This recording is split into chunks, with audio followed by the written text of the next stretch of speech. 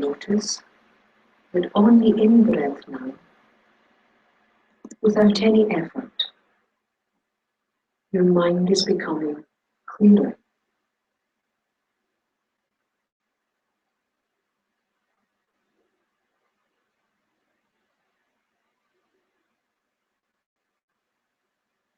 On the in-breath, your mind is becoming brighter.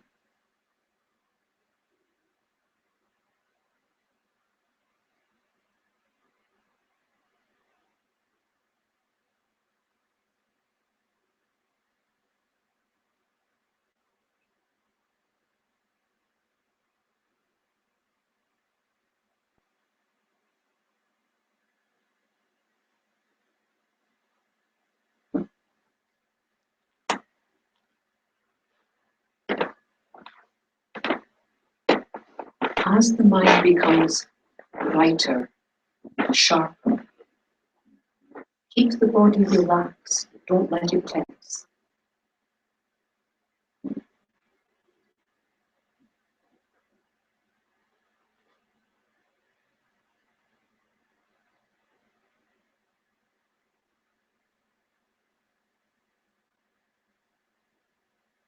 Now place this sharp, bright mind at the entrance to both nostrils and become aware of the sensation of the breath there, the sensation of the in-breath,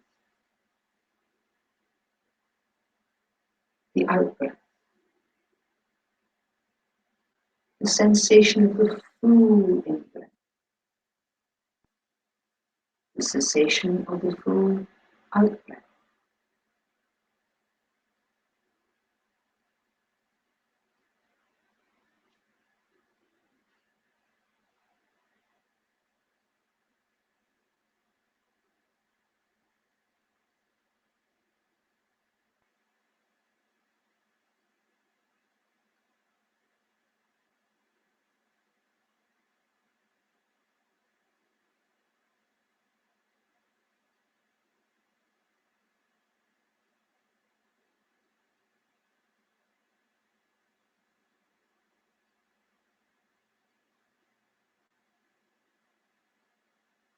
Simply noticing when the mind wanders and gently bringing it back.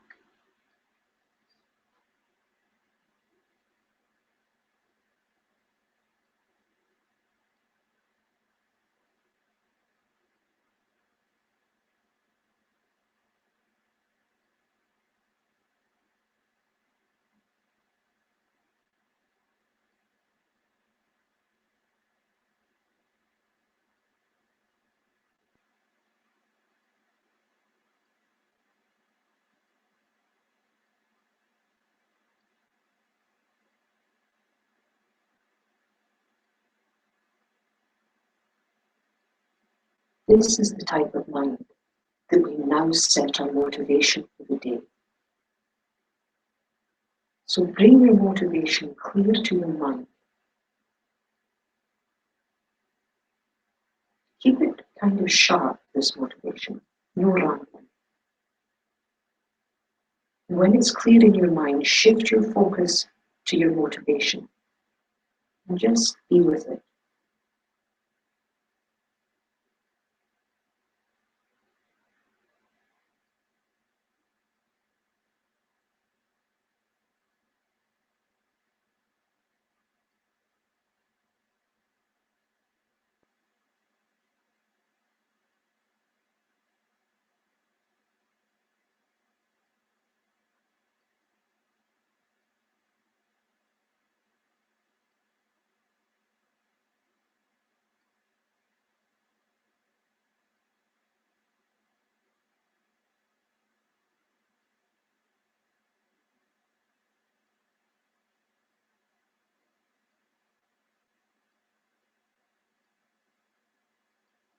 And for those of you who are happy to do so, you can do the prayers at the beginning of the teachings.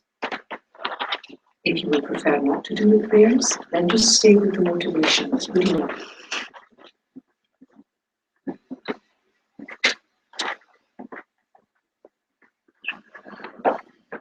To the founder, the endowed transcendent destroyer, the one gone beyond, the full destroyer, the completely perfected, fully awakened being, perfect in knowledge and in good conduct, Sugata, knower of the world, supreme guide of human beings to be tamed, teacher of gods and human beings, to you, the completely and fully awakened one, the endowed transcendent destroyer, the glorious conqueror, the subduer from the Shakya clan, I prostrate, make offerings, and go for refuge.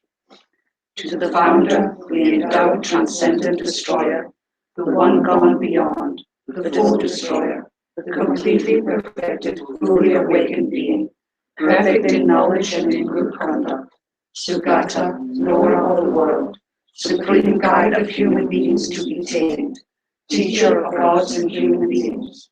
To you, the completely and fully awakened one, the endowed transcendent destroyer, the glorious conqueror, the subduer from the Shakya clan, I prostrate, make offerings, and go for refuge. To the founder, the endowed transcendent destroyer, the one gone beyond, the full destroyer, the completely perfected, fully awakened being, perfect in knowledge and in good conduct, Sugata, knower of the world, supreme guide of human beings to be tamed, teacher of gods and human beings, to you, the completely and fully awakened one, the endowed transcendent destroyer, the glorious conqueror, the subduer of the Shakya clan, I prostrate, make offerings, and go for refuge. When, O supreme amongst humans, you were born on this earth, you paced out 7 strides, then said, I am supreme in this world. To you who were wise then, I prostrate. With pure bodies formed supremely pure, wisdom ocean like a golden mountain, fame that blazes in the 3 worlds, winner of the best, Lord, to you I prostrate. With the supreme signs, face like spotless moon, color like gold, to you I prostrate. Thus free like you, the 3 worlds are not, incomparably wise one, to you I prostrate. The Savior having great compassion, the Founder having all understanding, the field of merit with qualities like a vast ocean, to you, the one born to justice, I prostrate. The purity that frees one from attachment, the virtue that frees one from the lower realms, the one path, the sublime pure reality, to the Dharma that pacifies, I prostrate. Those who are liberated and who also show the path to liberation, the holy field qualified with realizations, who are devoted to the moral precepts, to you, the sublime community intending virtue, I prostrate. Homage to the Supreme Buddha, homage to the Dharma refuge, homage to the great Sangha, to all 3 ever devout homage. To all worthy of respect, bowing with bodies as many as all realms atoms in all aspects, with supreme faith I pay homage. Do not commit any non-virtuous actions. Perform only perfect virtuous actions. Subdue your mind thoroughly. This is the teaching of the Buddha. A star, a mirage, a flame of a lamp, an illusion, a drop of dew or a bubble, a dream, a flash of lightning, a cloud. See conditioned things as such. Through these merits may sentient beings attain the rank of all-seeing, subdue the foe of faults, and be delivered from samsara's ocean, disturbed by waves of aging, sickness, and death. I apologize for that second last one, where it says the star of visual aberration. The way I memorized it was a star, a mirage, a flame of a lamp. I just think I liked it because it was shorter. But so,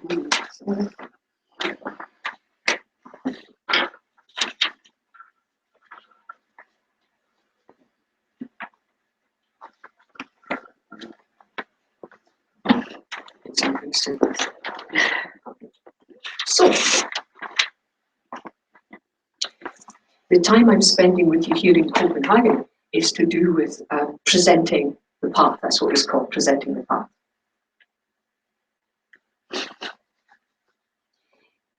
So we've had 2 evenings when we've looked at various aspects of this path. So now I want to put it in a different context. Same rationale, slightly different context. The first teaching the Buddha taught was the Four Noble Truths. This was the first teaching the Buddha taught. It was very, very important. He said, look, I've discovered something. I am free from bondage. If you wish to be free, here's what you do. So he explained the first noble truth of suffering. And here we started with something that everyone understood. They thought, suffering. The Buddha then went on to say, look, this suffering didn't come from out of thin air. It just wasn't always there. There's a reason behind this suffering. There is an origin. And so he taught the origin of suffering. He then said, look, there's suffering, there's an origin, but there's also a cessation. It will stop. How does it stop? The Four Noble Truths, fourth one. There is a path to that cessation. And when the Buddha taught, the Buddha never taught about believing anything he said. It horrified him, the thought anyone would believe. The idea is to listen, think about it, reflect, study, meditate, and come to a conclusion. And so the first noble truth of suffering was not to be believed. It was to be fully understood. It's all about exploring the human condition, really. The second noble truth, which was the origin, he didn't say believe it, he said abandon it. Find out what it is and abandon it. The third noble truth about the cessation, it will stop. He didn't say believe me. He said achieve it, just achieve it. And the fourth noble truth, which is what we're looking at here, the path, he said cultivate it, cultivate it. And this was a point all the way through the Buddha's life. It was all about personal experience. It was all about exploring the human condition.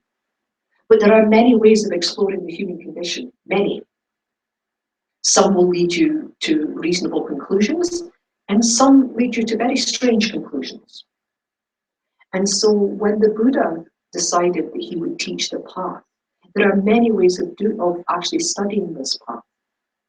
Within Tibetan Buddhism, the path is presented, it's called the Lam-Rim, the lamp on the path to enlightenment. And it's there in all schools of Tibetan Buddhism, and it's there most extensively within the Garupa school of Tibetan Buddhism, which the FPMT is a member of the Garupa school, which is the same school as His Holiness the Dalai Lama.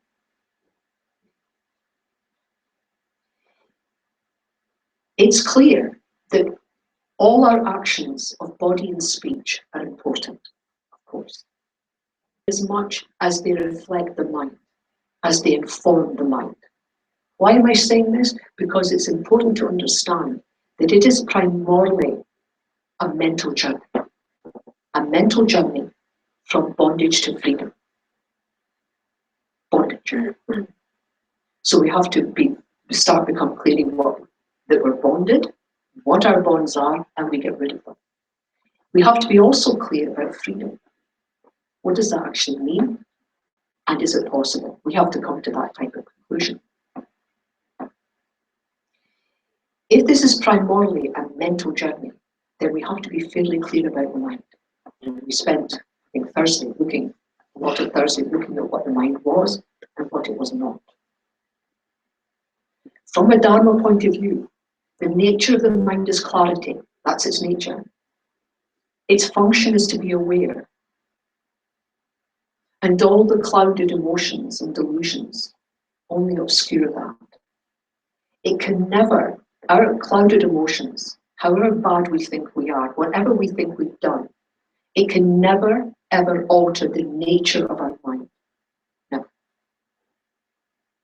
It obscures it, but never alters its nature. And so when we're presenting the path, it's extremely important to understand that there are premises here. There's Dharma premises. And one of the premises is beginningless mind. Beginningless mind. Now that can be tricky, especially if you're brought up in the Judeo-Christian idea of one life. And perhaps another life, one life, extra life, based on what we've done in this life. So there's a reward or there's a punishment, and then that's it. From a Buddhist point of view, this is not the way of it. Beginningless mind. And so the Buddhism views the mind as being an impermanent phenomena with one moment of mind giving rise to the next moment of mind, giving rise to the next moment of mind, on and on and on. The premise is there was never a first moment. Now, if you take that on board, then what we also have to take on board is the concept of reincarnation. Now, I want to be clear here. I'm not saying you have to believe this.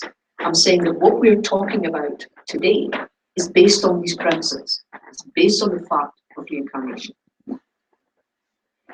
When we first hear the Dharma, often we put that on the back shelf. There are other things we get interested in. We think, well, it's a bit tricky, this reincarnation. I'll just put that on the back shelf. That's okay. That's okay. But just be aware that the teachings are based that this is the way of it.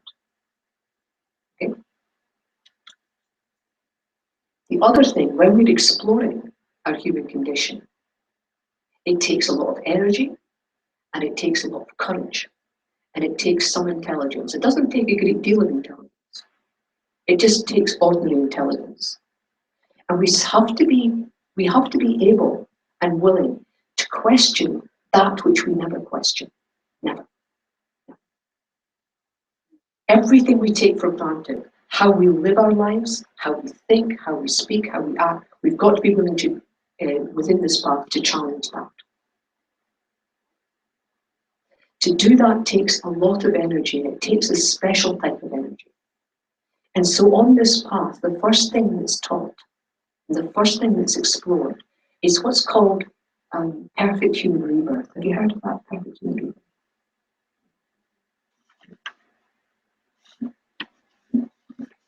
rebirth? Perfect human rebirth, the first part of this path, sometimes called precious human rebirth.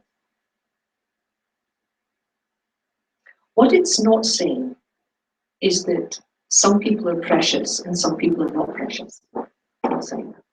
All people are precious. But we have to wake up with the fact that in order to walk this path, we have to have certain causes and conditions that make our human existence perfect for walking the spiritual path. That's what it means. Waking up to our qualities for walking this path is often diametrically opposed to how we normally live our lives and how we normally behave. So many people are burdened with depression, burdened with the feeling of not being good enough, burdened with low self-esteem. Very hard to walk this path with this attitude. Very hard. Depression, low self-esteem, poor me, this type of thing. Most of us, if we were asked, we would probably say, no, that's not like me. Maybe sometimes. To walk this path, that needs to be abandoned. We have to be really, really aware that we have all the qualities and all the conditions necessary to move from bondage to freedom.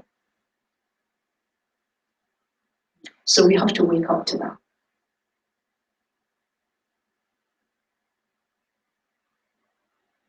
So what I'd like you to do now is just to think quietly. In order to walk the path to freedom, in order to get rid of all the negatives, all the suffering in this life, get rid of it. It's not necessary. We have the habit to suffer. This is the problem. We have a strong habit for suffering. We can break that habit. What conditions do you think are necessary to break this habit? What do I need? What qualities and conditions do I need to have to break this habit? What qualities and conditions would make the life I have right now perfect to walk this path?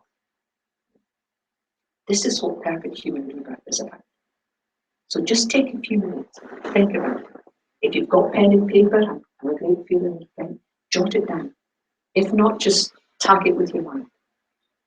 If you have difficulty with this, imagine that sitting in front of you is someone that you love dearly, and you want to give them a gift of some qualities and conditions in order to stop them suffering and achieve freedom. What would you give them? What qualities, what conditions would you say, please have these? If you have these, you can walk this path. So think about it. Ven.Mary? Yeah. Bring some paper and pens for No, you know that. Unless anybody wants them, you can, maybe for the afternoon.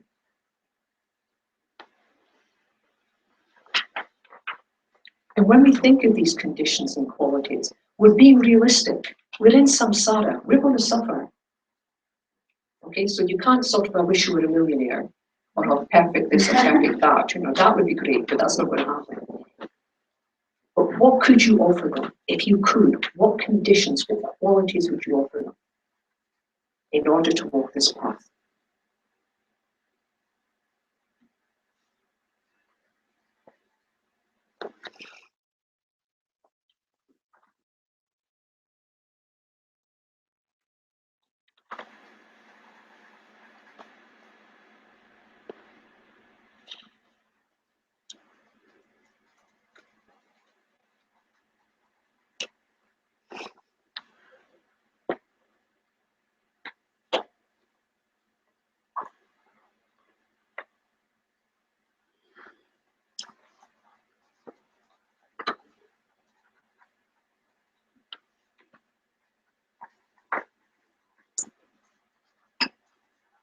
They may be physical qualities, they could be environmental qualities, they could be personal qualities.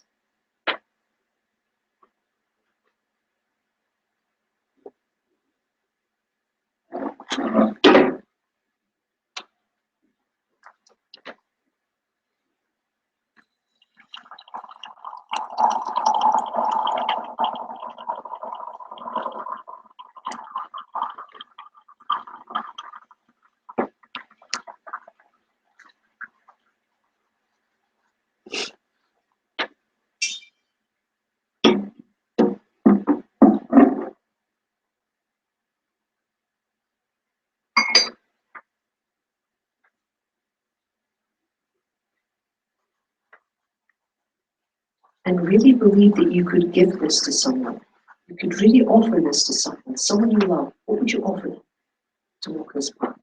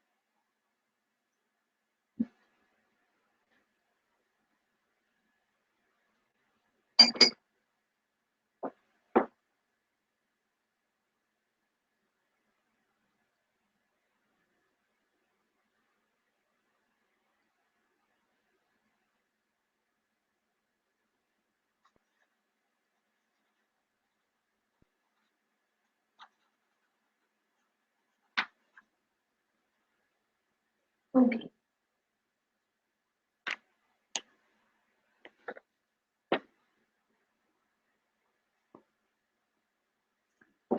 What qualities and conditions, physical, environmental, personal, do you need that you could offer someone in order to walk the path?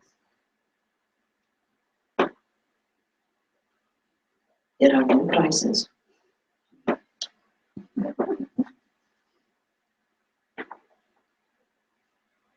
Or a point a finger.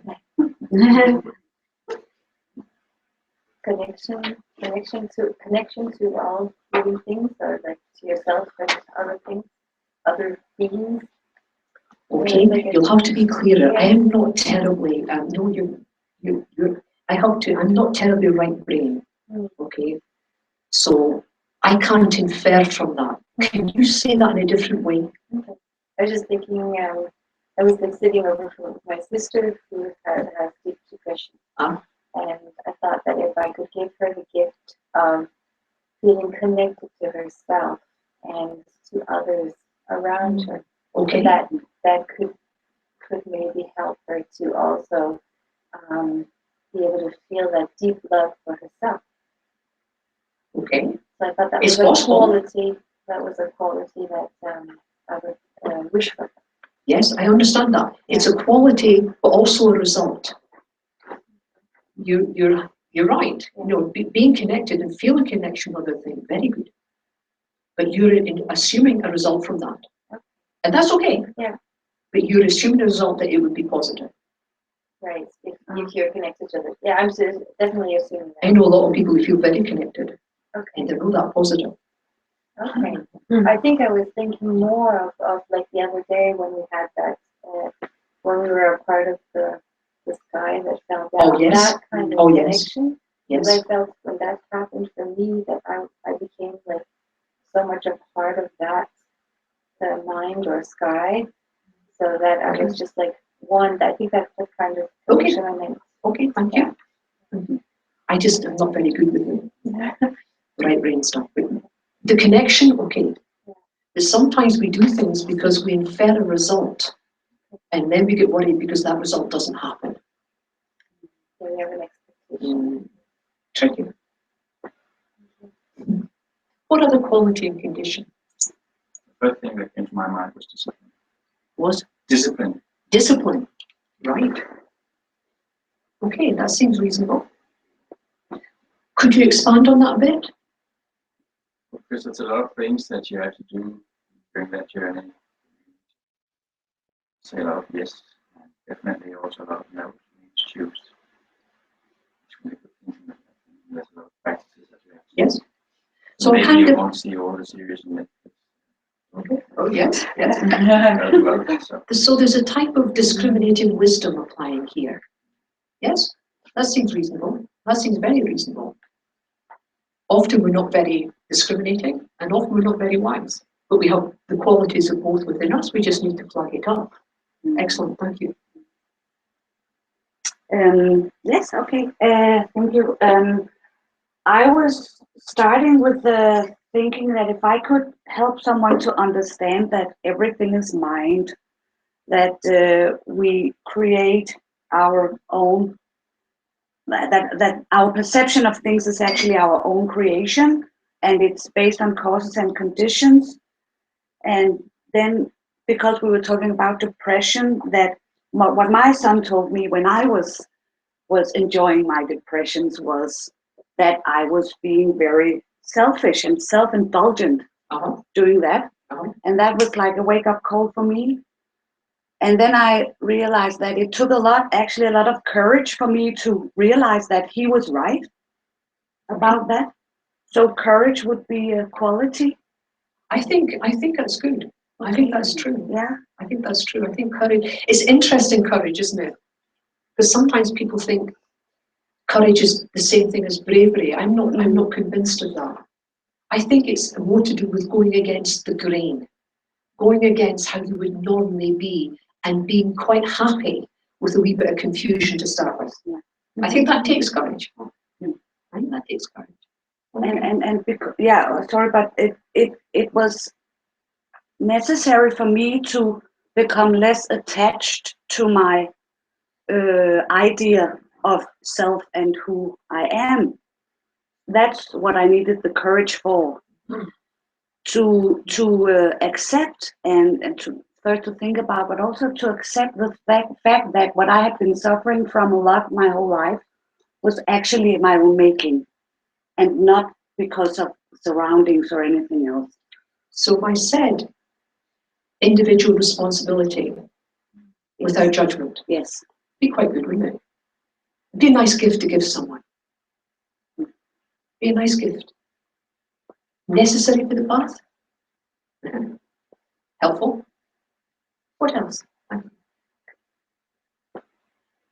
just thought about quite obvious, right? Compassion, but just the fact that if someone is being or showing compassionate action or whatever to you, to favor, showing you kindness, whatever it might be, then I guess most people feel that it's easier to distribute it themselves afterwards. And then that sort of creates now you said you don't like the positive negative thing. No, I do. Sort of I do. creates at least a change or a different thing. Okay. So compassion. Okay. I think that's true. I think we already have within us this compassion. I think we have it. It's obscured in many ways, and it's misknown in many ways. But I think we have it. I think we have. In fact, I know we have compassion. Often, how we demonstrate compassion is inauthentic. It's inauthentic. We say things like, "I'm not very compassionate to myself, but I'm very compassionate to others." No, you're not. No. You are something, of course, and others will judge you very nicely. But if you can't be compassionate to yourself, the chances of you being compassionate authentically to others is very limited. It's limited. And if you've ever sat down with someone who's been kind to you, and if there is a hint of them being kind to you, but being kind to them with themselves, can you not see it? There's something there that's not quite right. There's someone that's genuinely compassionate with themselves can be compassionate to others very authentically. We already have that though. I think we already have that. Maybe we need to flag it up more. Maybe we need to flag it up more. But we already have that as a quality. But to practice this path, yes, you need compassion. And remembering what compassion is. Normally when we think of compassion, from our point of view, from a non-Dharma point of view, it's very sticky, have you noticed? It's kind of, oh, never mind. I'm suffering with you, I do understand, yes? And I don't know about you, but misery loves company, doesn't it? You will seek out other people who have suffered like you. And sometimes people mix that up with compassion. Compassion is the wish for others not to suffer. That's the definition of compassion, the wish for others not to suffer. So good to be clear. Thank you. What do I need? What qualities would you give? First, I thought was having or cultivating the ability of seeing everything that happens in my life as having the potential for growth or for developing myself or for becoming more compassionate and tolerant, but cultivating this ability. Yes. Yeah. And it's interesting, isn't it? Because it's only because these things are impermanent that we can do that. Really. If things were permanent, there'd be no learning, no change. So we have to start loving impermanence. We have to start seeing things a wee bit clearer. Thank you. What else? Attachment. Attachment. Attachment, it was something I wish to give to my daughter, to myself sometimes, because it can be two different kinds of attachment. Attachment to the things in life you can buy with money, or attachment, for example, to my grandsons or my daughter.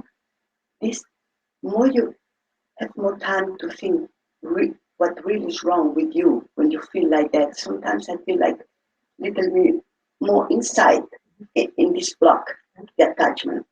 In my age, it's not so much in bad things, but in the family.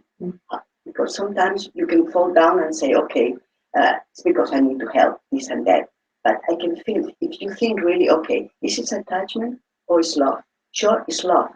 But the love, how big, exactly. It's sticky. If this love you go against to come more here, for example, or more in my Dharma way, then it's when I feel what is going on. I can say in this way.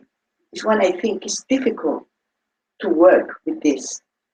I mean, this I think I can give to my daughter attachment for these things, wish all the time and not have so much time to the Dharma or to myself. Because it takes so much energy to go against, not against, because you can go against to the Dharma. It's true. You know Attachment is exhausting. We don't know it. We live with it. It is exhausting. Being attached is exhausting. You have very little energy for anything else.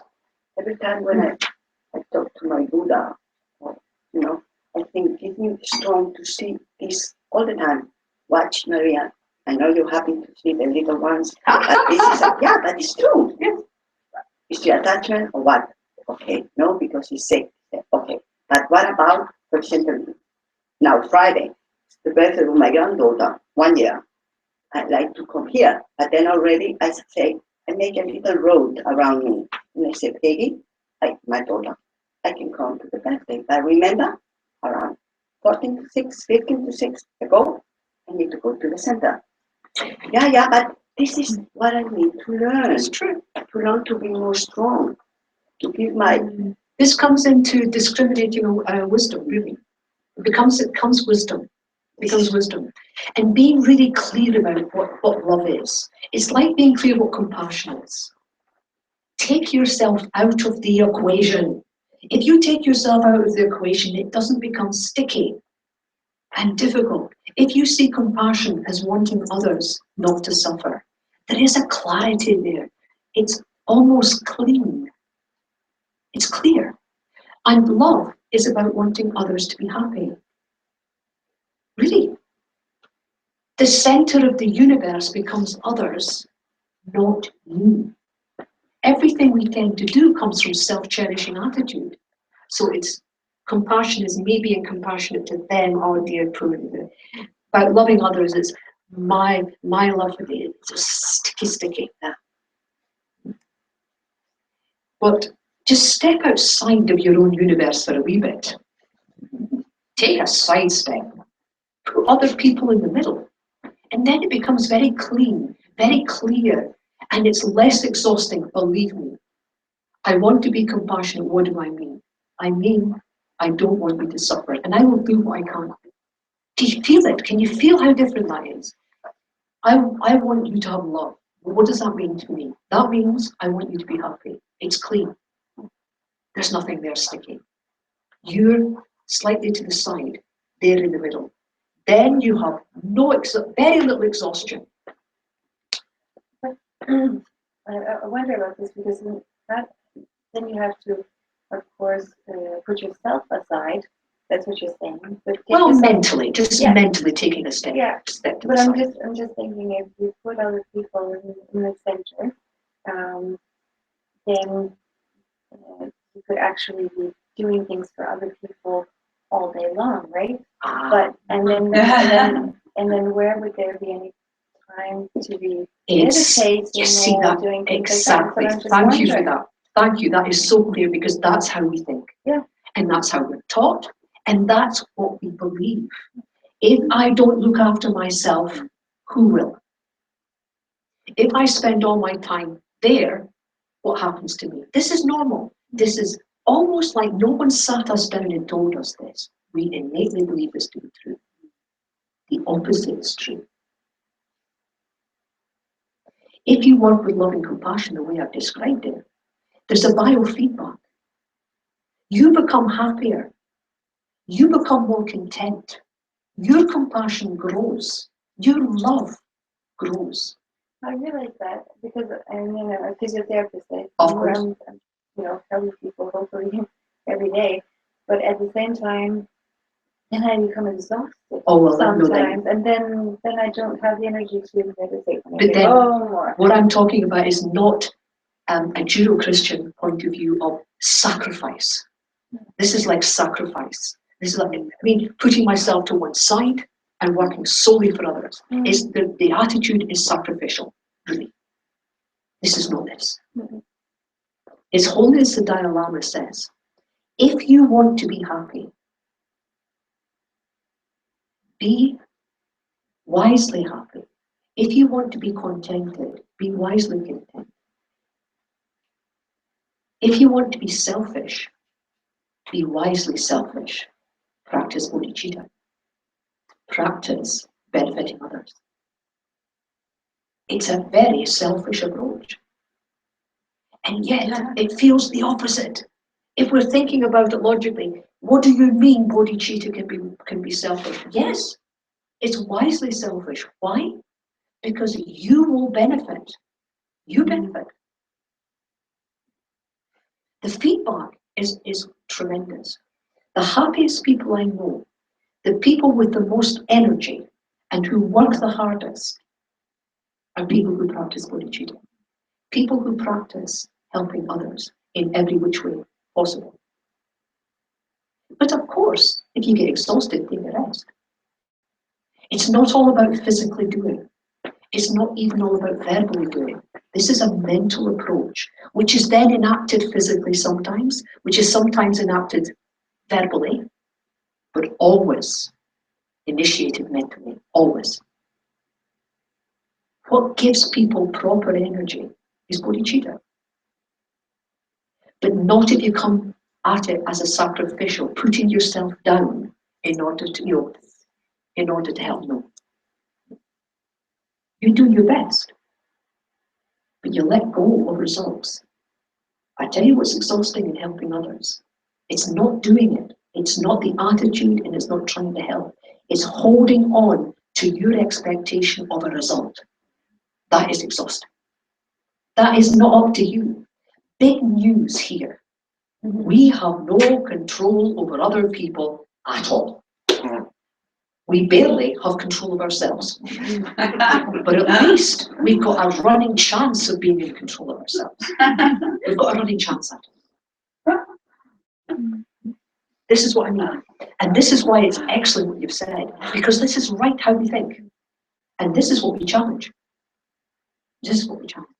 If I were to say to you, one of the conditions I would give is to have a physically healthy body, what would you say? Reasonably. Reasonably, as far as this world and this life can exist. Do you think that would be helpful? Sure. I think it'd be helpful.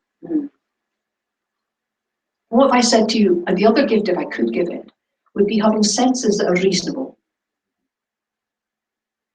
In Buddha's time, there was no such things as hearing aids and glasses and things like this. And so people trying to learn Dharma with poor hearing, good luck. Difficult. If their senses weren't perfect or reasonable, difficult. As they got older, more difficult. Now, of course, with technology, so when I say, would you offer them reasonable senses, good active senses, I think that would be a good thing. What about intelligence? Would you offer intelligence? And again, I'm not talking superhuman intelligence here. Reasonable, ordinary human intelligence. There's very few people in this world I've ever met that are stupid. Very few. But you need a reasonable amount. Would you offer that? It's important.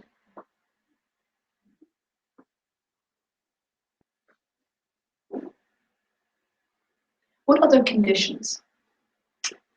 The circumstances can be important too, because Very important. if you live in an environment that is very tough on you, you will not find time or peace of mind to study. Imagine you're in the middle of Syria, and all that stuff is happening. 4 million people have been killed in Syria. Believe this. Really. Families, children. And all you're thinking about is how to stay alive, let alone being in a boat at this time of the year trying to come. And somebody comes along and says, by the way, have you heard the good news about the Dharma? No, no. You need circumstances. You need the circumstances. So would you offer that? Would you offer circumstances that were safe? In a country where it doesn't matter if you're male or female in order to study. That would be good, wouldn't it? Very few of those around. I would offer that. What other circumstances would I like to offer someone in order to walk the spiritual path? The presence of the Dharma. The presence of the Dharma. I was born in a country where there's literally no Dharma. No. I was thinking if I hadn't traveled and lived abroad and a young age, I No. would actually like to teach. No. Well, but I'm very similar. I mean, the Dharma was there, I just didn't notice it. Have you seen that? You know, you could be in a situation and it's all around you, but it's not where you're focusing, so you don't see it. You don't see it. Reality is where you focus in. So being in a country where the Dharma, where there's centers like this, where there are teachers, would you offer that? I would. And there are eons that where there was never a Buddha. So really you want to offer an area where actually the Buddha's teachings, the Buddha has been, the teachings are flourishing, pure teachings are flourishing, and you have access to them. Nobody's going to stop you because you're female. Nobody's going to stop you because you don't have time to study because you're a man and you need to work, or you need to join the army and go and kill people, or you need to just work flat out in order to provide food, just a roof over the head. I'd offer that. I'd offer some leisure time. We all have to work hard in this life, but mostly we've got time that we can study this. I'd offer that. Anything else? Peace of mind broken into clear conscience and Okay. equanimity. Interesting, because you're right, a clear conscience. Let's think about that. They say in the Dharma that to study the Dharma, it's important never to have killed your mother, for instance. Never to have killed your father. Never to have drawn the blood of a Buddha.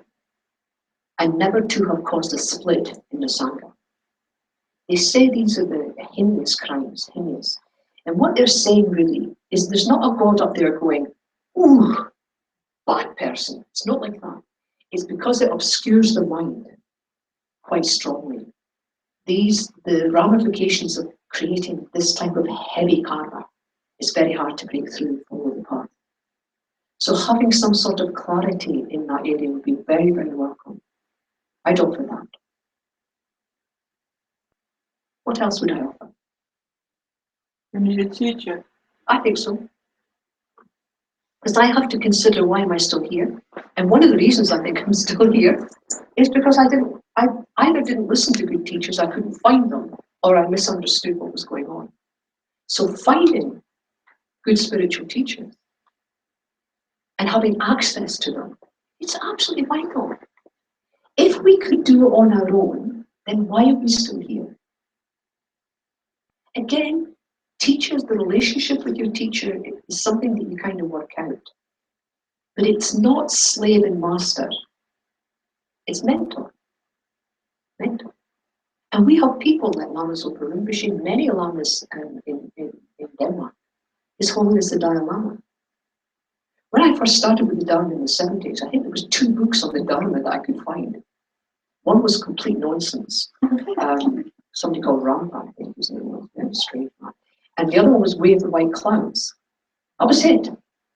Now, plethora of books in many languages, internet, always doesn't take over from a teacher, but it's helpful. It's helpful. To get any teachings, I had to travel to this country, to that country, to the next country, just to get a teaching.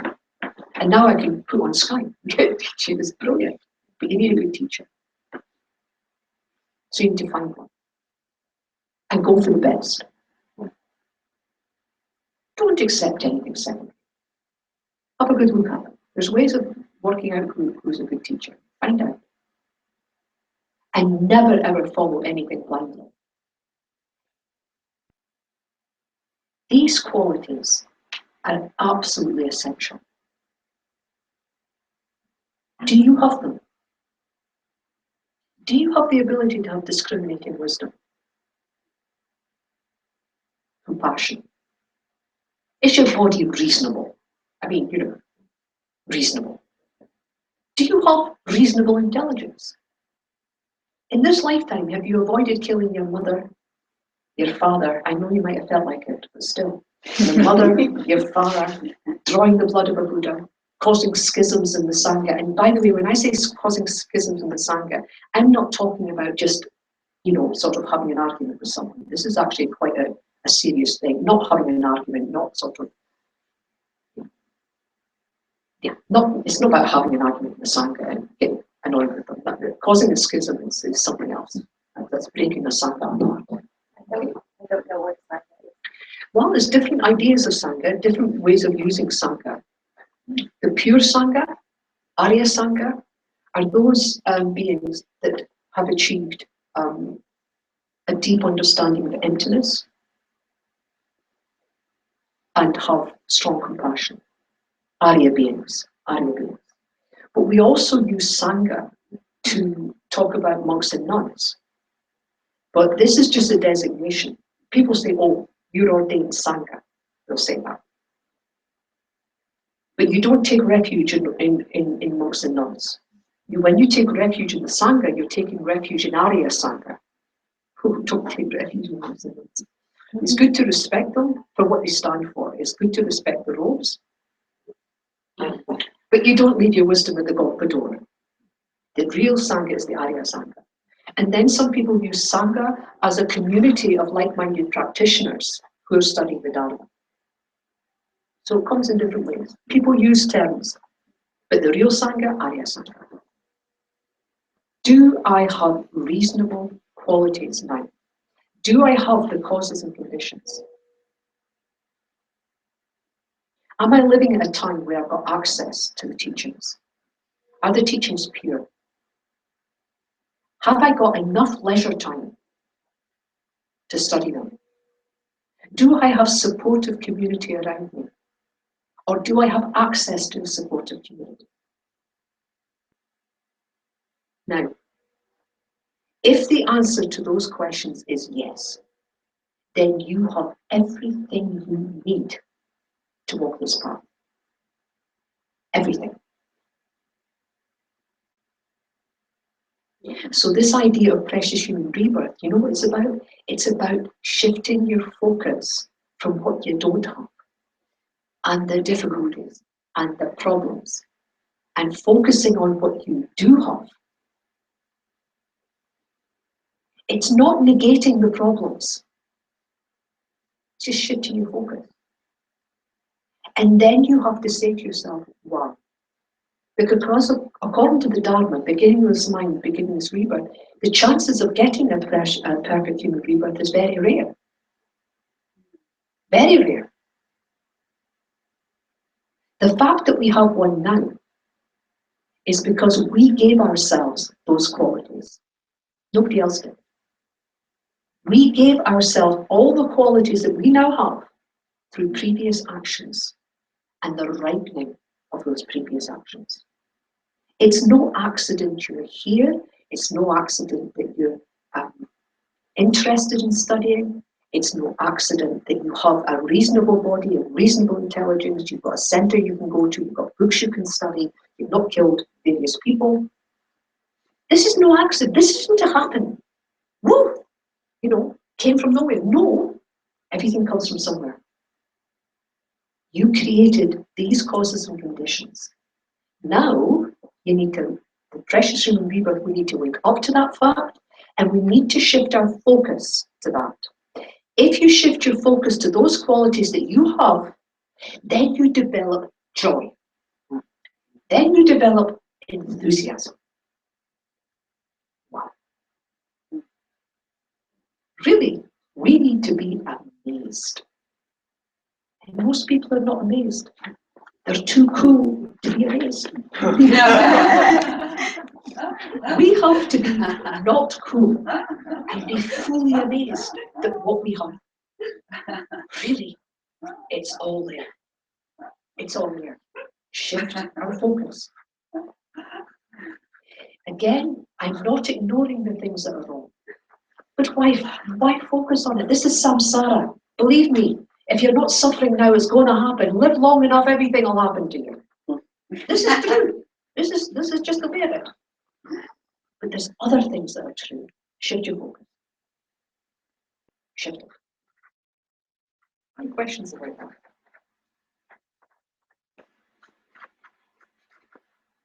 You've heard the story about the turtle, eh? They're very keen on that. They say the a precious human rebirth, not just human, but this perfect human rebirth, because we can think of millions of people, billions that are not in this position, can't we?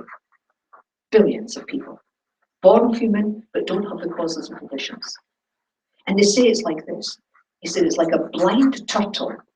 They're keen on these things. Blind turtle in the ocean. And it surfaces once every 100 years. And when it surfaces, it pushes its head through a golden ring that's floating on the surface of the water. That's how rare this precious human rebirth is. And we waste it. If we don't wake up, we waste it. When do I start walking the path? Now. Right?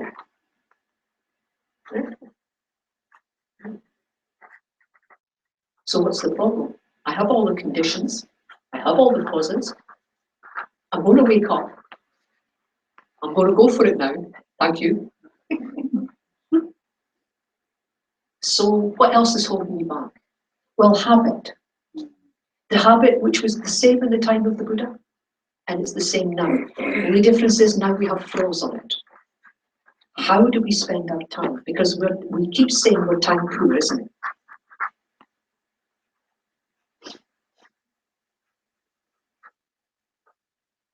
This is what's called renunciation. Now here's a word, renunciation.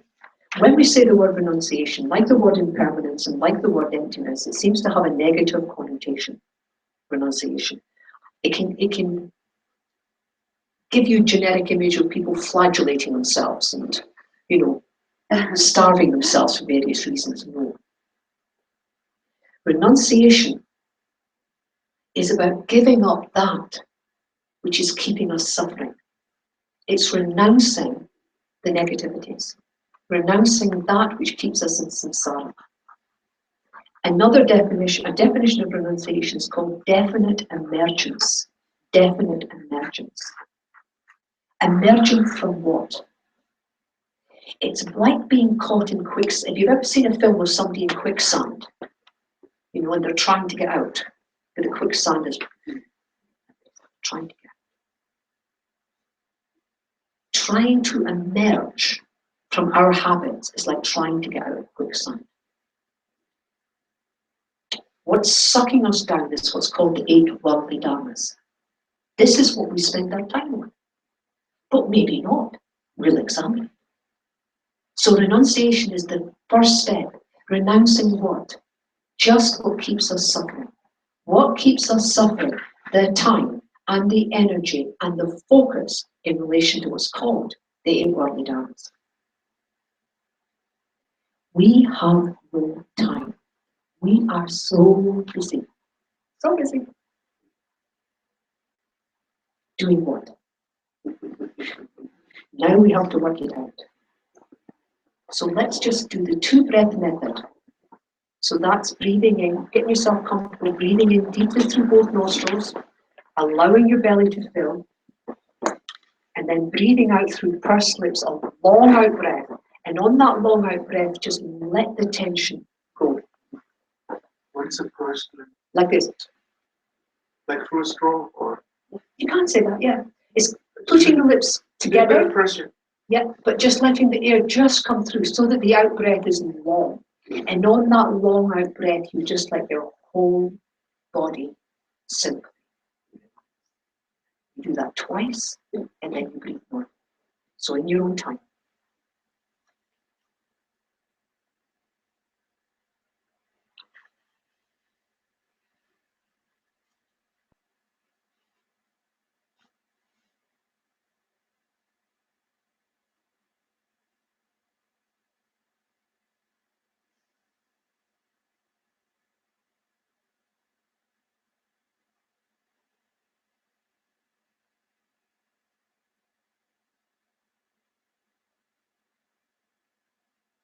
So we consider a quote from Lam-Rim. Renunciation is the mind that is emerging from its ordinary, limited preoccupation and taking an interest in realizing its unlimited capacity for enlightenment. That's what renunciation is. It's a definite emergence, a step out of the quagmire of ordinary life, ordinary ways of thinking.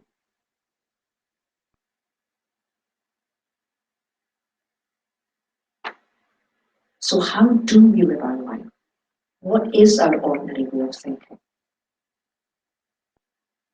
So we'll think of these 8 worldly dhammas, and as I mention them, think to yourself, is this how I think? Truly, is this how I act? Is this what I think is important? And above all, is this really how I spend my life?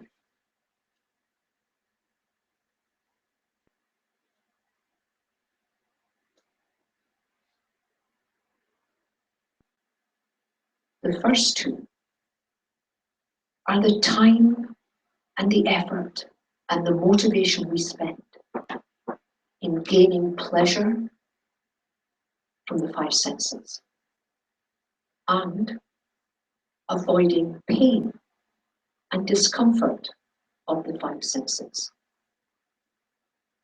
Think about it. How much time do we give to the pleasure of what we see, hear, taste, smell, and touch?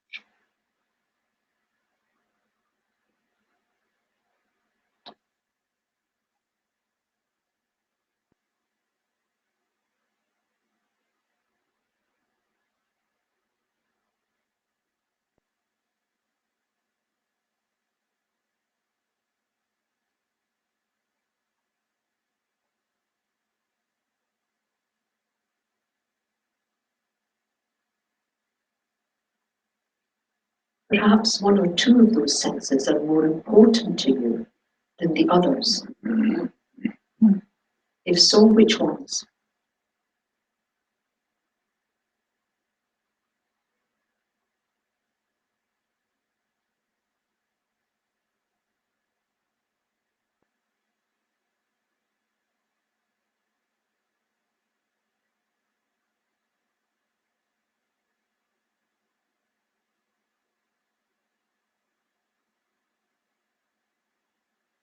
And initially we may think, no, I don't spend a lot of my time looking for pleasure of the 5 senses, but look deeply into it.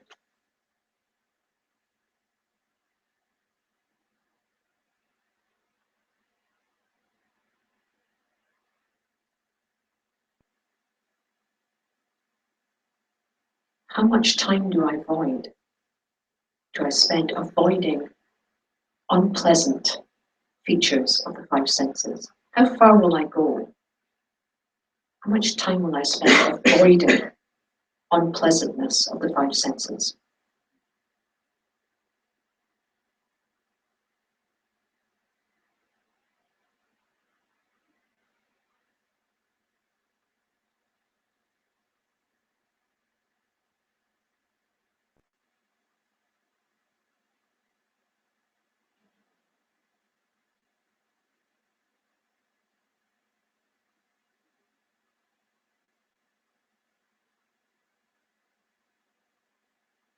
How important is beauty, sound, taste, and touch? How much am I ruled by it?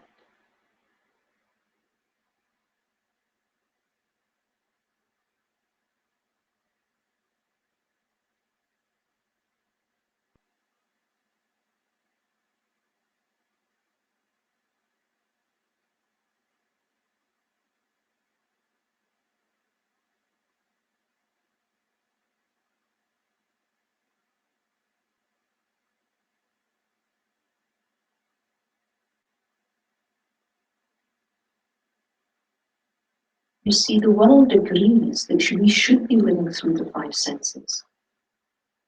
We should be looking for pleasing the five senses. That's what we're here for. This is a general feeling. So often we behave like this without actually thinking that's what we're doing.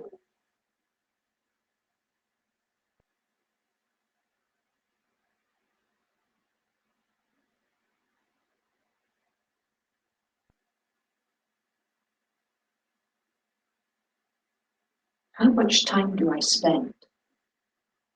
How much motivation in my mind about acquiring material things? Immediately we start thinking, ooh, but I need material things. Look deeply. How much of our time and effort and motivation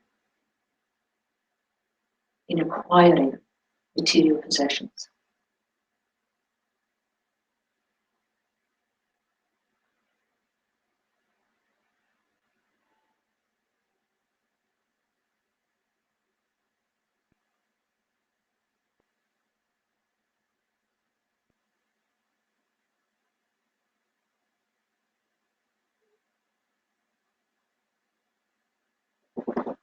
How much time do I spend making sure that I don't lose them?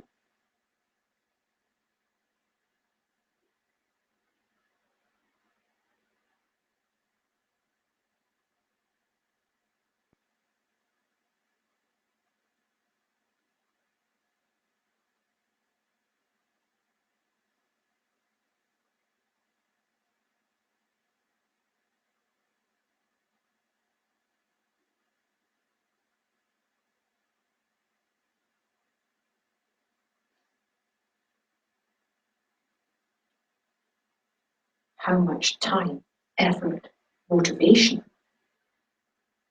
in this life do I put into hearing sweet, pleasing words from other people?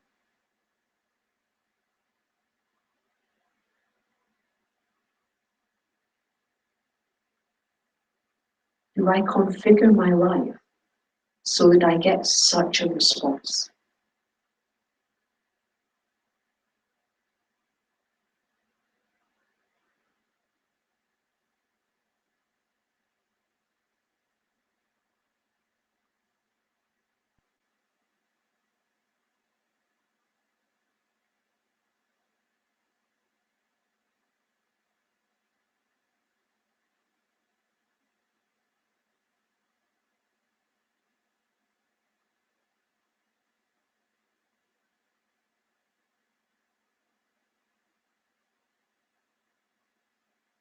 How far will I go, and how much effort will I put into making sure that I don't hear ugly sounds or bad words?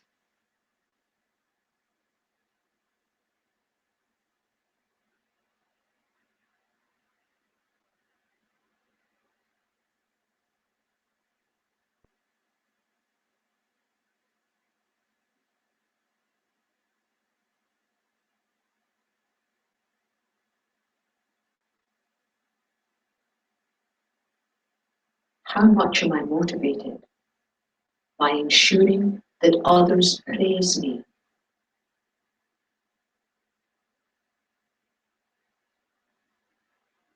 admire me?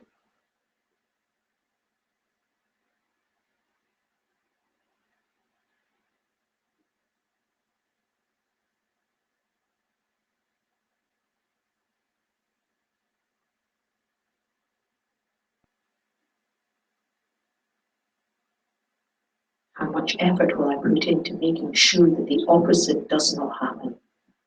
That others don't blame me, don't slander me, or don't criticize me?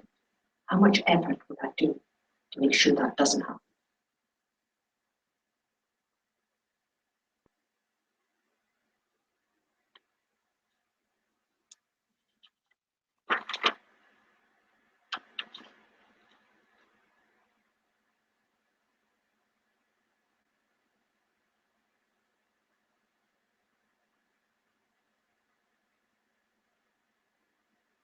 Is this how I fill my time? Is this how I crowd my mind? If so, to what extent?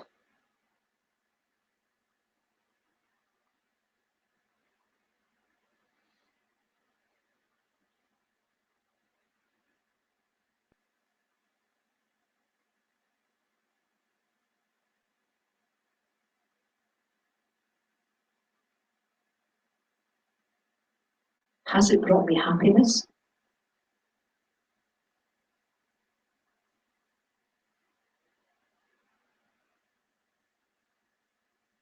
Genuine, lasting happiness.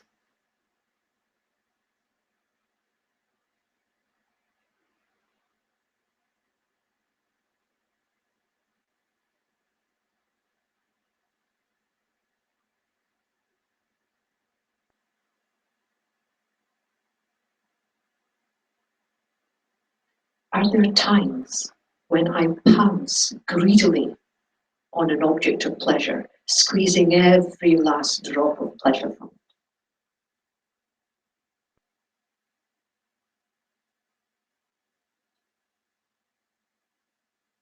When was the last time I did that? Really enjoyed an object of pleasure. Try to remember the last time.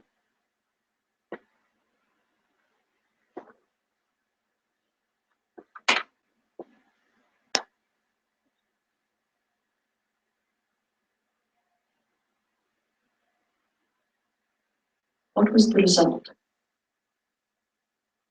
In the short term and in the longer term.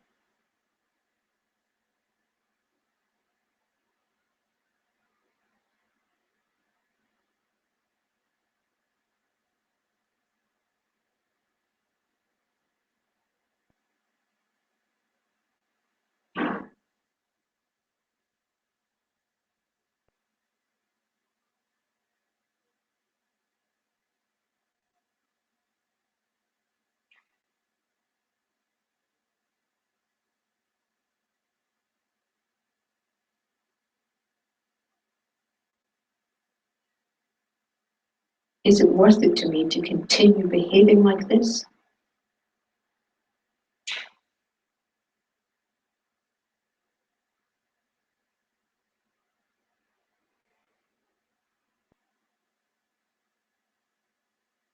Or can I definitely emerge from this sticky habit that keeps me suffering? Try to come to a conclusion, and when it's clear in your mind, just try to hold that conclusion.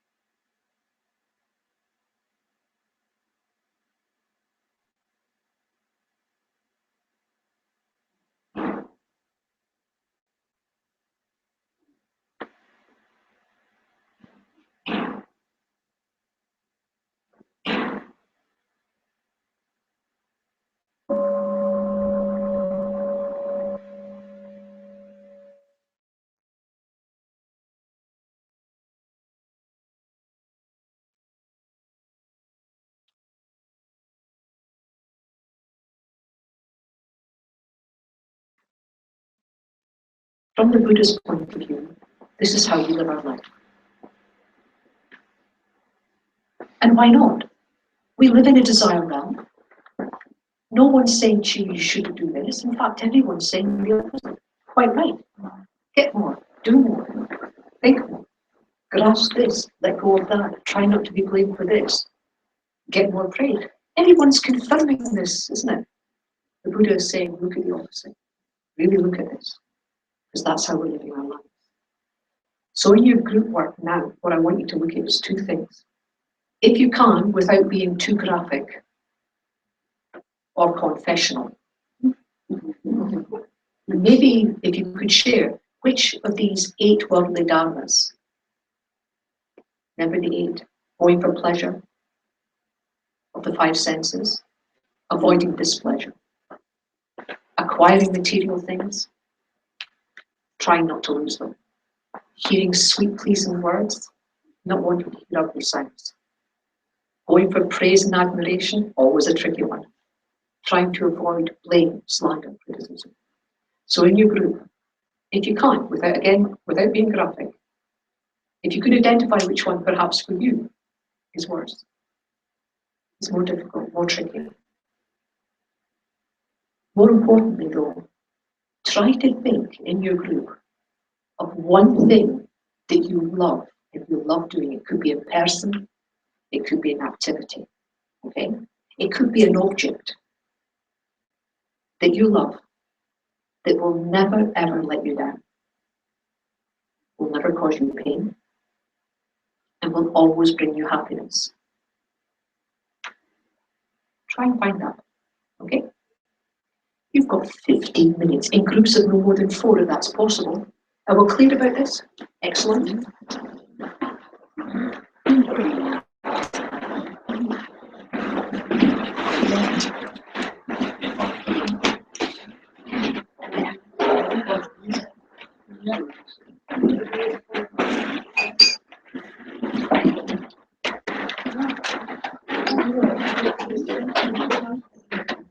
15 minutes is not a long time, so I would start now.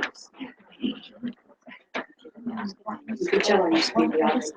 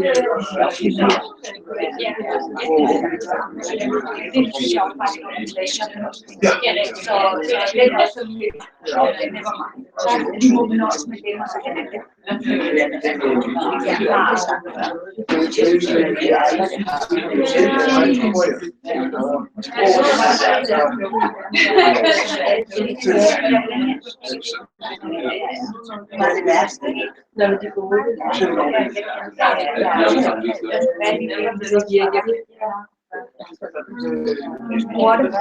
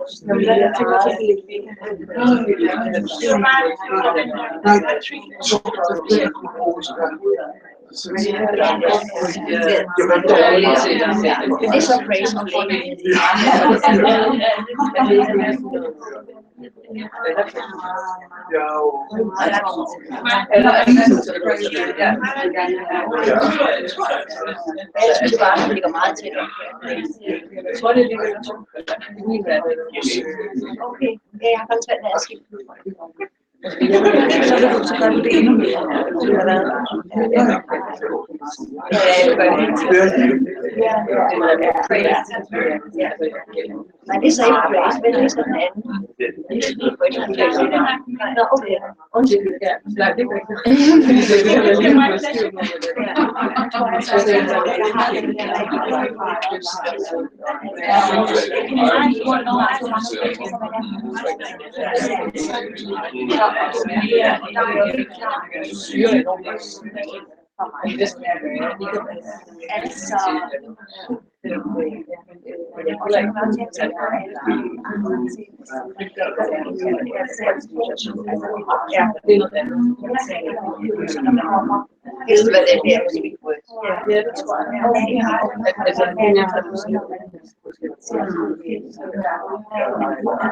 det tror jeg har og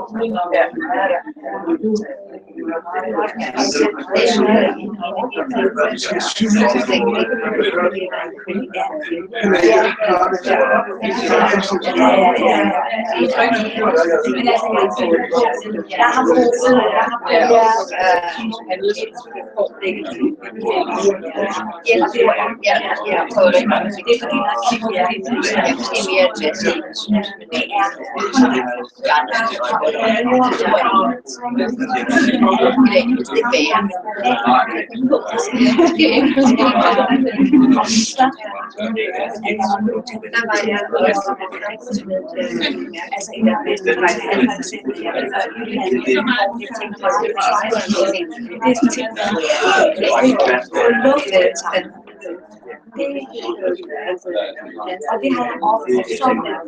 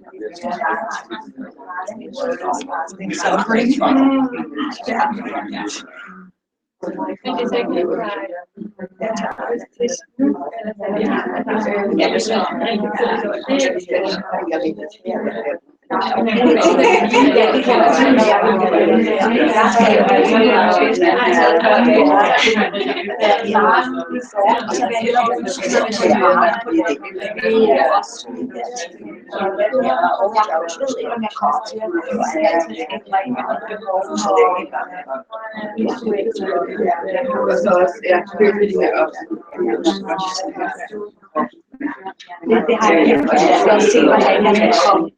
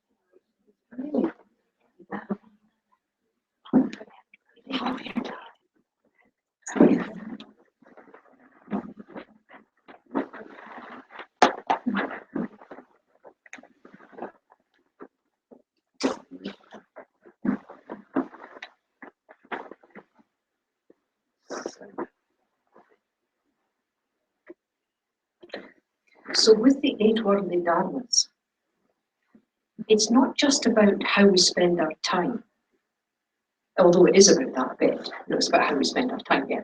But it's more than that. It's about how we invest for our future.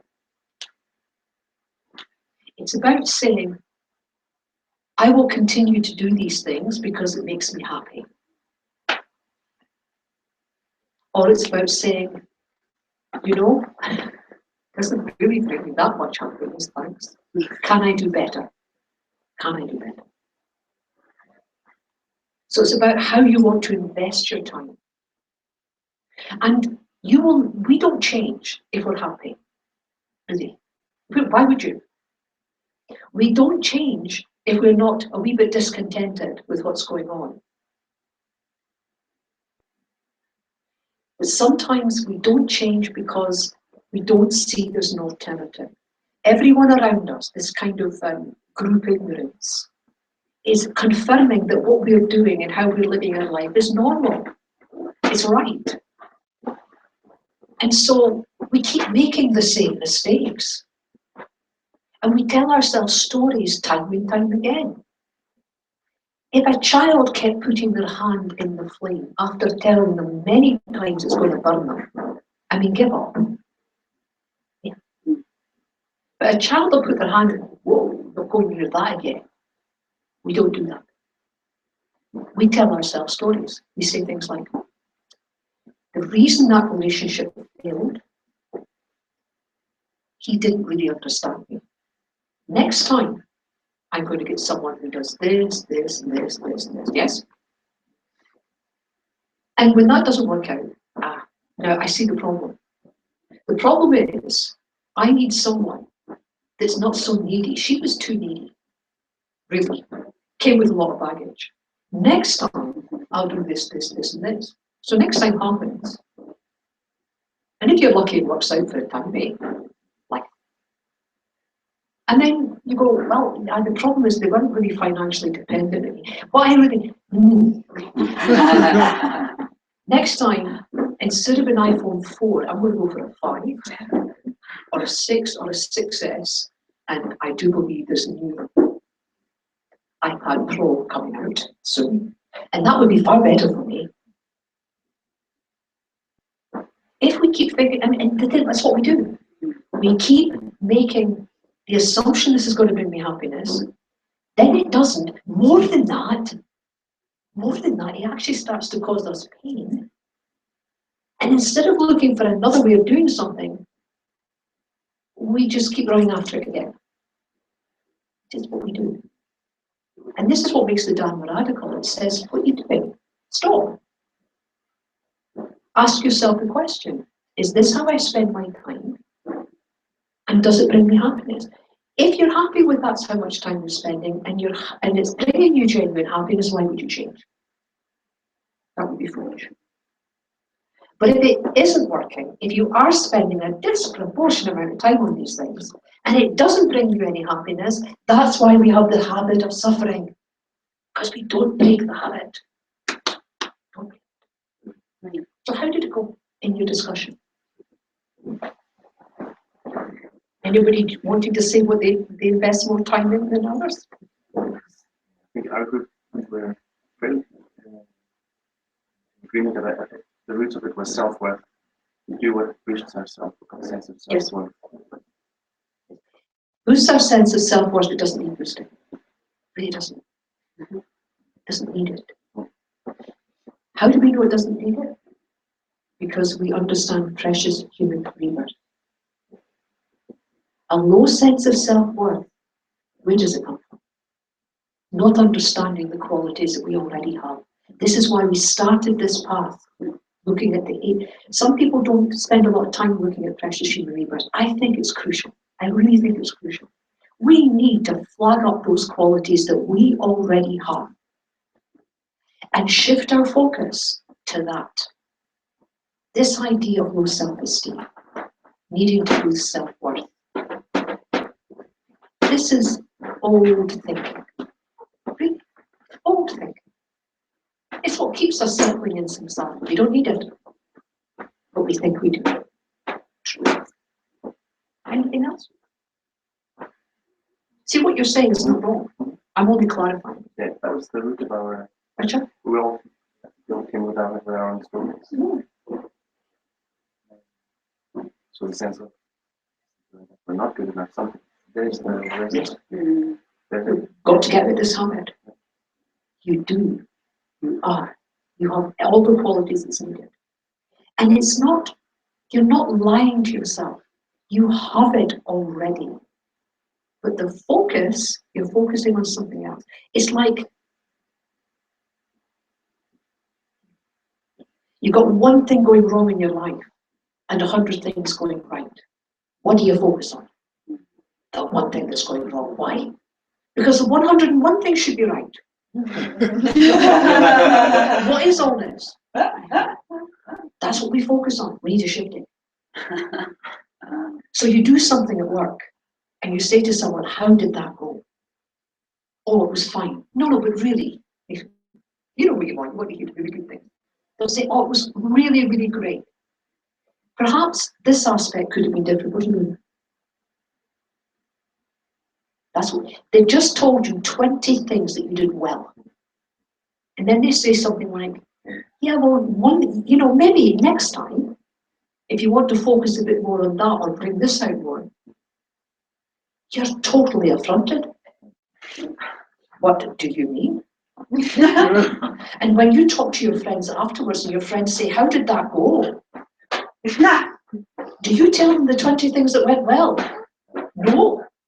You focus on what went wrong. Not only did you focus on what this slight negativity, you exaggerated to the nth degree, and then you 100% believe that's what was said.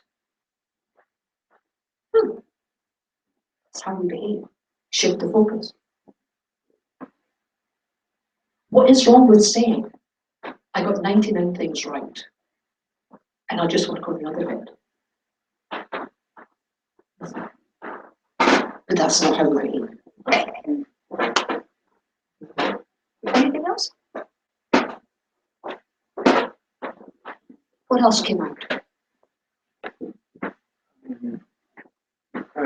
We talked perhaps about the main, what we identify as our main worldly concern individually. But at the end, for me, there was a kind of click that even when we identify this, it's like everything I do, and perhaps also you, from what I understood, it's anyway a little painted by all the worldly concerns at the same time. Yes, it's true. It's true. It's all. We love it. We talk about the eight as if they're discrete, but they are very closely linked, and they overlap. They overlap. Yes. Anything else come out of your discussion?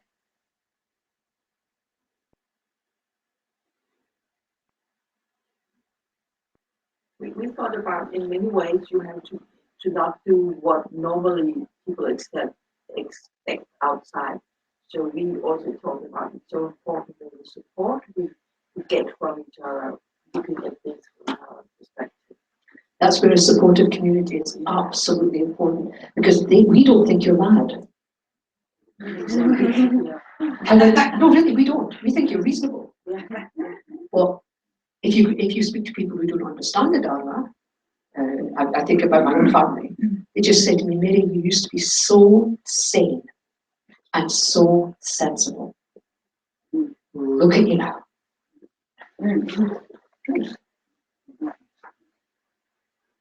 But we think you're sensible. So supportive communities are important.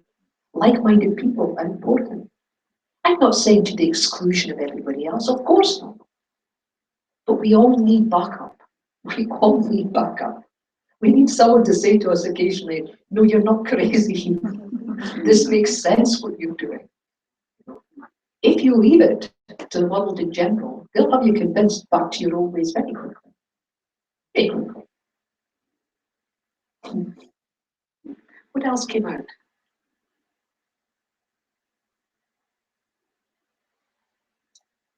How it fits in, it's very personal, and placing myself in peaceful and good environment so that I can, yes. Who's sensible? Yes. More sensible. But then when that is disturbed, someone's banging that plate, someone's practicing their drums, and it's poor me. Oh yeah. Noise does that for me every time. Yeah. It does that for me every time. I spent a year on an island, right? Quiet. The only sound, seagulls and horses and the wind. That was it. So I'm getting really calm, getting terribly holy. When the boat came to pick me up from the island, they were playing loud music within 30 seconds. I said, would you please turn it down? The noise was getting at me. And he went, oh, okay, it's no hassle for them. And I thought, well, it took a year on an island and 30 seconds on a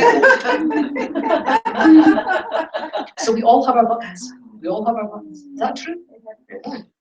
And I have gone to extraordinary lengths to ensure a quiet environment, which actually doesn't really exist. Which doesn't exist.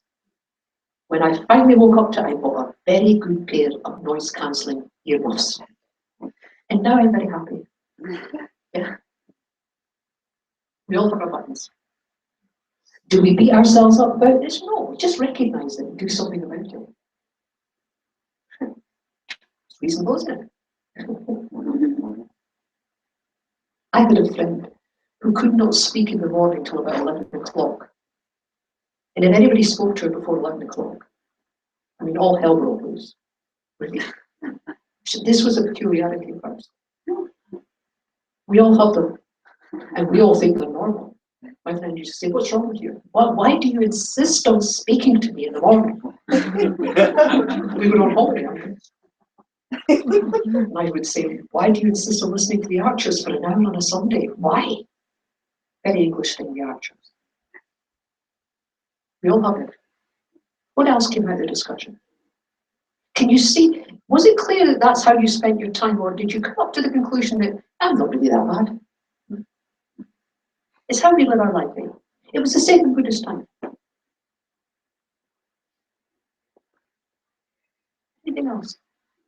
I was kind of embarrassed to realize that some of my, quite big part of my motivation for doing things like for my colleagues to realize that when I bring them a cup of tea or something like that, is of course I would like them to have a good start of the day or something, but it was so that they would think sweet thoughts. Yes. Praise, so, admiration. Yeah.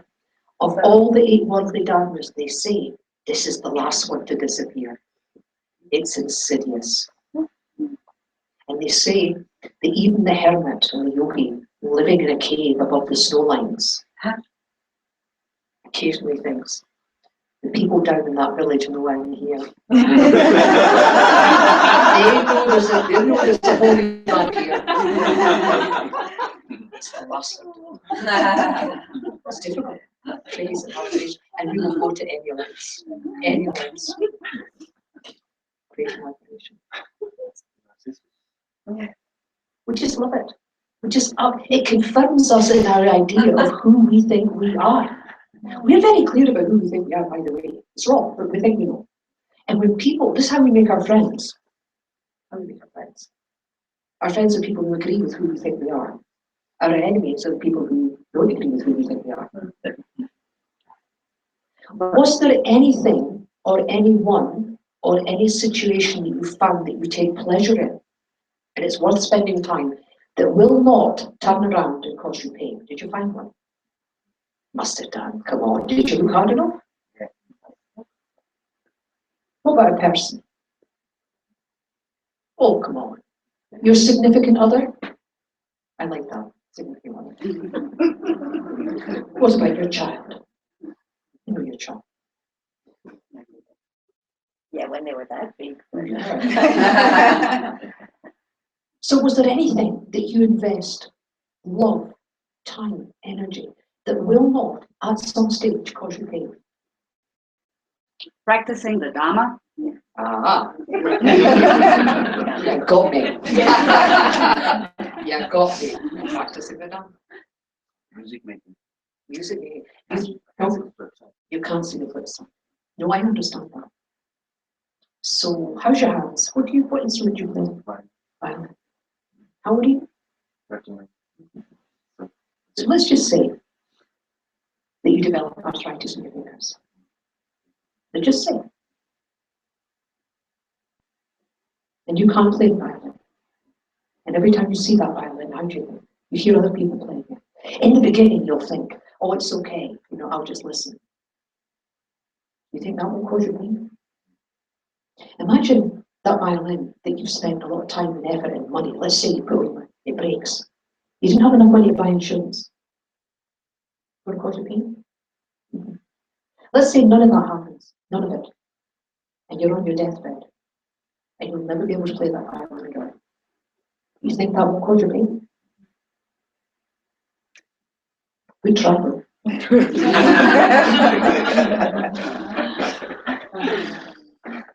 There's nothing. There is nothing. And here is the fundamental thing about the 8 worldly dharmas. Because we think that all our happiness is dependent externally, we may think, okay, a little bit is to do with me because I'm just such a wonderful person, But really, this makes me happy. This situation, this iPad, I say that because I love my iPad. It's a real close relationship I have. This situation, this job, this individual, this significant partner, this child, because we think the main source of our happiness is external to us, that's why we keep running after it. If you think your source of happiness is external to you, then of course, where do you search for it? Externally. Of course you do. There's no sense searching anywhere else.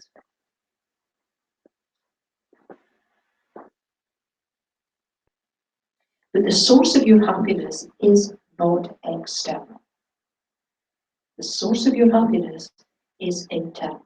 And that's a big realization. Once you get that, whoa, the whole world opens up. You see, it's not that the external things don't have an effect. Of course they do. Of course they do. But they're not the main source of your happiness. The main source of your happiness is internal. And if you believe that and you understand that, where do you search for your happiness now? Internally.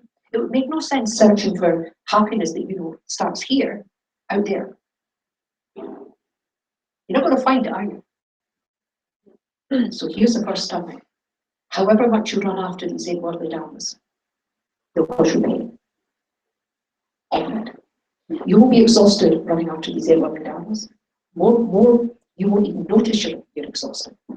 Because that's just how you live your life. The more you invest your happiness in other people, the more your emotions will go up and down like a yo-yo. How many times do we say, if she's happy, I'm happy.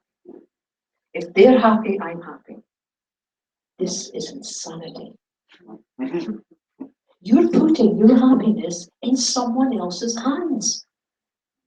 Well, not only is it not true, but oh dear Lord, really? Now, once you get hold of that, then you have to ask yourself a bit more difficult question. Normally, when children start very young, it was their fault. They did it. The source of unhappiness, we are absolutely sure, is external to us. Okay, maybe, I could respond better, but truly, really, the source of all unhappiness is external. And if you believe that, then of course you will spend your time and your energy in making sure that doesn't happen, won't you? And it'll exhaust you, and it will work. At best, you'll get a respite. But you're just waiting, aren't you, for that to fall apart. The source, the primary source of unhappiness is within ourselves. If the source of our unhappiness is within ourselves, how do we try and control it? Internally, not externally. We're not saying that things that are happening outside don't bring us unhappiness, don't contribute. They do, of course they do. Of course they do, but they're not the main source. No. You are the main source. And we've got a running chance of controlling this. We've no chance if we see it as external to ourselves. And the more we run after the 8 worldly dharmas, the habit of doing that, it's hard then to turn inward. It's hard. Because that's where we see our happiness. We need to see the difference between temporary alleviation of suffering, which is most samsaric happiness, or at least see the temporary nature. It's always changing. It's never going to last. We need to see the difference between that and genuine happiness. Imagine you're out with friends, right? And you look at the door and there's 2 friends in you, and one of your friends says, look who's just walked in. They are gorgeous, right? So this person has looked at this person and gone, hello, very nice. And you look and you go, oh dear Lord, really? You need to get out more. The third person says, nah. 3 people haven't walked in that door. 1 person's walked in that door. How come there's 3 responses? This person's not suddenly changed. 1 person sees them as attractive. The other person sees them as unattractive. And the other person goes, eh. Someone comes and tells you a joke. Some people fall about laughing. Other people go, I think you think that's funny. And the other person goes, same joke, different responses. Someone gives you a taste of new food. There's 3 of you with a new food. One goes, oh, that is delicious. Oh, the other person's nearly ill with it. And the other person goes, yeah, it's all right. We need to start seeing our life like this. We decide on our happiness and we decide on our unhappiness. And when we grasp, by the way, it's easier to believe that we're the source of our happiness because we're very egotistical. Yes, I am the source of all my happiness. I knew that. I'm not so comfortable to think I am the source of my unhappiness. But the wonderful thing is, once you wake up to that, then you can start to do something about it.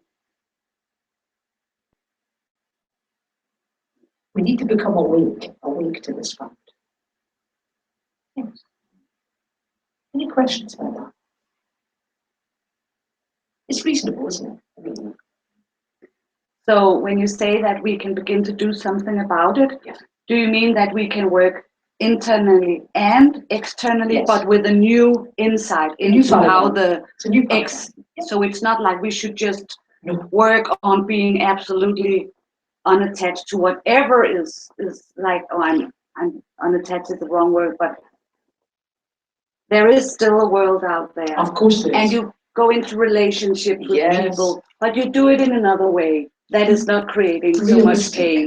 Yeah, Realistic. yeah, yeah. Of course. Yeah. Some people decide not to do that. I mean, some people think to themselves, no, I think I'll become a monk or a nun. It's very happy. Having once been married and all the rest, and they make these choices. Some people make the choices when they're quite young, some people make the choice when they're older. Is that right for them? Fine. Is that right for everybody? I don't think so. But it's still possible to be on the path Oh, and yes. be in the world. Absolutely, Yeah. absolutely. And in fact, you'll be a lot happier. And what makes you happy is being.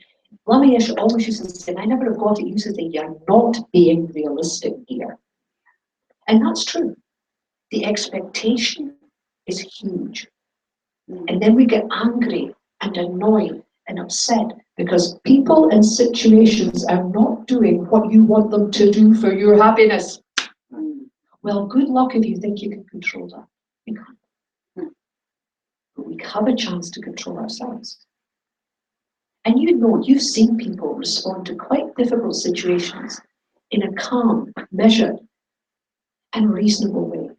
And you've seen other people behave in a completely unreasonable way. We choose. But we can't choose if we see ourselves and our emotions as one. If we see that, we need to create space. And we create space in order to make choices, reasonable choices, because otherwise we just respond intuitively. We respond instinctively, but we're not animals. Animals survive on instinct. Very few animals have learned intelligence. Some do, but the majority not. It's instinct. And we seem to value instinct above logic.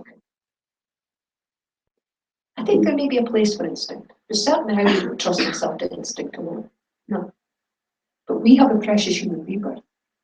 And we have intelligence. And we can start using logic when it's appropriate. Animals cannot do that. We can.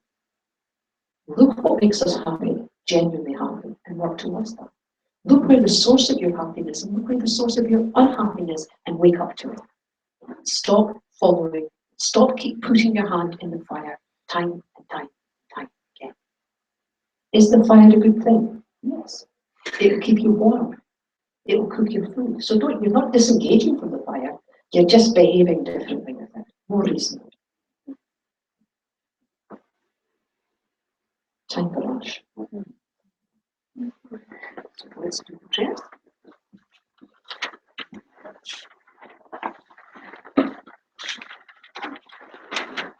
Will we be back here at like 1 o'clock? No, we thought an hour and a half. 1:30. Okay. Is that okay? Yeah. Thank you. Maybe just before 1:30 so that we can actually start the session at 1:30. Yeah. You can always tell an SBC. Okay, very patient. Just the first 2 verses.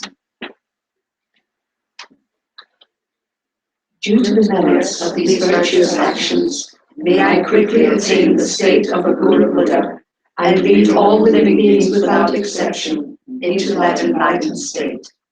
May the supreme jewel Bodhicitta that has not arisen arise and grow, and may that which has arisen not diminish, but increase more and more. Thank you very much. You worked hard this morning. Yeah. I appreciate it. More to come this afternoon.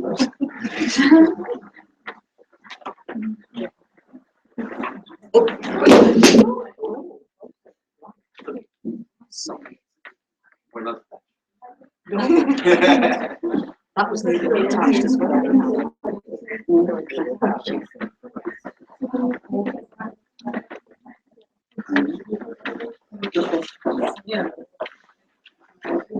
Your glasses are here.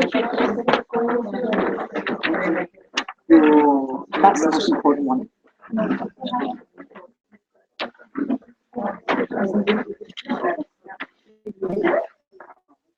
Yeah.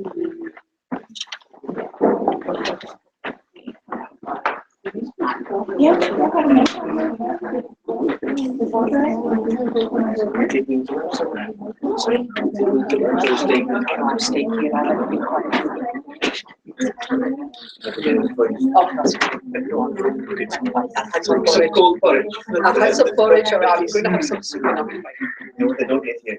It's the piece. They hear the piece. Oh, did you? No, they don't have the piece, but the cold porridge. Nice slice of that, as well. It keeps you going for ages. I love it.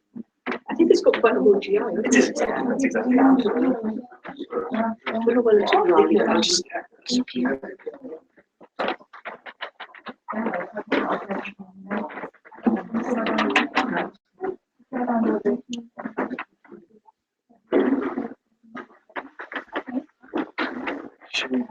Anyone want to go for lunch? lunch. Yeah. Okay. Yes, then I have cold bread.